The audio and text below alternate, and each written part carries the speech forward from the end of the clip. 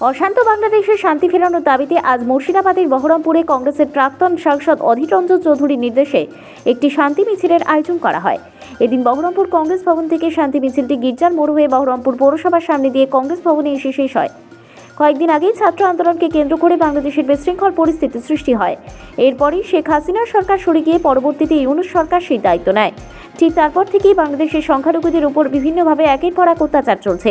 এই বিষয়ে মুর্শিদাবাদ কংগ্রেসের সভাপতি জয়ন্ত সরকার এদিন ক্যামেরার মুখোমুখি হয়ে জানান, বাংলাদেশ আমাদের জেলা লাগোয়া প্রতিবেশী দেশ। সেখানকার পরিস্থিতি সামলাতে ব্যর্থ ইউনূস সরকার। অবিলম্বে দেশে শাস্তি ফেরাতে হবে এবং সবাইকে সমমর্যাদা দিয়ে বসবাস করতে হবে বলে জানিয়েছেন তিনি।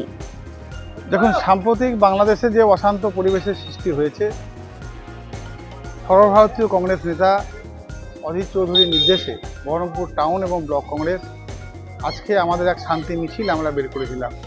আমাদের জেলা মুর্শিদাবাদ, খুব পার্শ্ববর্তী দেশই হচ্ছে বাংলাদেশ। সেখানকার মানুষ এখানে আসে, এখানকার মানুষ বাংলাদেশ যায়। আমরা বাংলাদেশের সমস্ত খবরাখবর সব ঠিকঠাক আমরা রাখি। কিন্তু আমরা দেখলাম হঠাৎ করে আওয়ামী লীগের অবসান হলো, নতুন অন্তর্বর্তী সরকার গঠিত হলো এবং তারপর থেকে গোটা বাংলাদেশ আজকে উত্তপ্ত হতে শুরু করলো। আমরা তো এই বাংলাদেশ দেখিনি, কারণ বাংলাদেশ মানে সেখানে কৃষ্টি সংস্কৃতির একটা পীঠস্থান।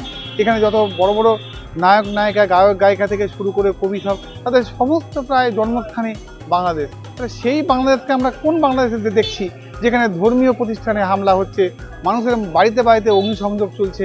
এই বাংলাদেশ তো আমরা চাইনি।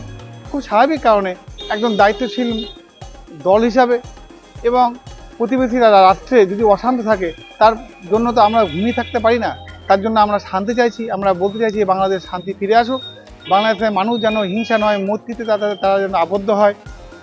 এই প্রসঙ্গে শুধুমাত্র নজরুলের একটা কবিতা আমার মনে পড়ছে, যে হিন্দু না ওরা মুসলিম, ওই জিজ্ঞেসে কোনজন, বলো ডুবিছে মানুষ সন্তান মোর মার।